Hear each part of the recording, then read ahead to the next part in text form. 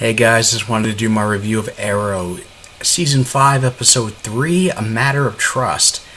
And this episode is kind of like is basically pretty highly anticipated as it introduces Cody Rhodes, also known as the wrestler Stardust from the WWE, who actually had a SummerSlam match with Stephen Amell. Can't remember if it was this past summer or the summer before, but anyway, he's guest starring as a drug dealer trying to make a new drug called Stardust, in which Oliver's training the new recruits, and Wild Dog assists him, hitting the streets and getting information about the Derek Sampson, the drug dealer Rhodes is playing, and Oliver says they're not ready yet. And of course, being as bullheaded as Wild Dog is, he and after talking Evelyn Sharp, Artemis, and the Going, they attack. They end up getting caught. There's a fight breaks out in the lab where they're making the Stardust, and it kind of an homage to the 1989 Batman, in which Jack Napier fell into the vat of chemicals.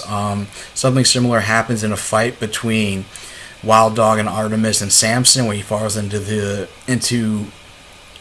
chemical vat of Stardust, and it ends, and he's presumed dead, and Oliver finds out what happened through the district attorney, because the whole attack botched a case and a sting operation which he was leading, where they were trying to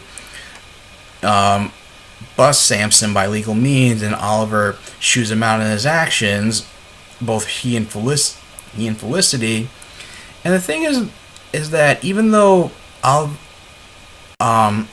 Felicity calls Oliver on even though the trust has to be a two-way street, if the new recruits are going to trust him, he has to trust the new recruits.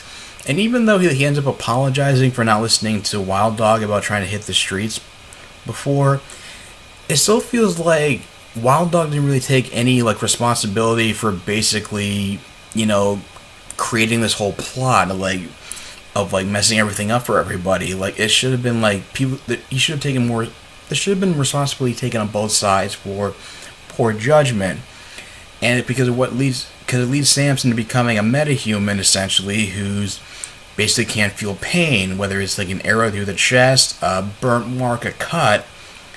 But during a later fight with Oliver, he takes advantage of the fact that just because you can't feel pain doesn't mean you still need your limbs, and he's able to cut his limbs at certain areas where he's basically to immobilize him. And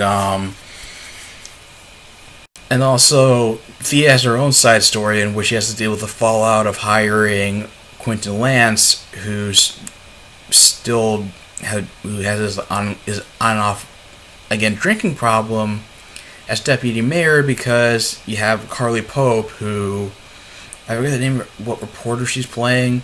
She kind of sensationalizes the story and breaks the news trying to hurt Oliver's reputation as mayor. Thea tries to talk to her one-on-one and try to do a follow-up story and say that I'm the one, and Thea says she was the one who hired Quentin, and she says that she'll do another follow-up story, clearing the air. But the story ends up further smearing Oliver's reputation as mayor, in which he has to go public and says that, as the mayor, anything that happens in this office, every other people's actions are also my accountability. And so he publicly announces how he's going to bring the Quentin on as his deputy mayor. And also Thea calls the reporter out on tricking her and saying the next time she tries anything like this again, Thea will come after her, and that she'll be lucky enough to be able to have a blog. And then, of course, in a follow-up fight to when Oliver finally is convinced to lead the new recruits out into the field, they get these pseudo costumes, and Curtis gets basically a costume that looks just right out of the comic books based on his favorite wrestler. He gets the whole T painted on his face and the jacket, and I guess he just, and Artemis gets like no face, face paint over her eyes, kind of like how Oliver did in season 1, which I hope they actually give her an actual mask and a real costume, and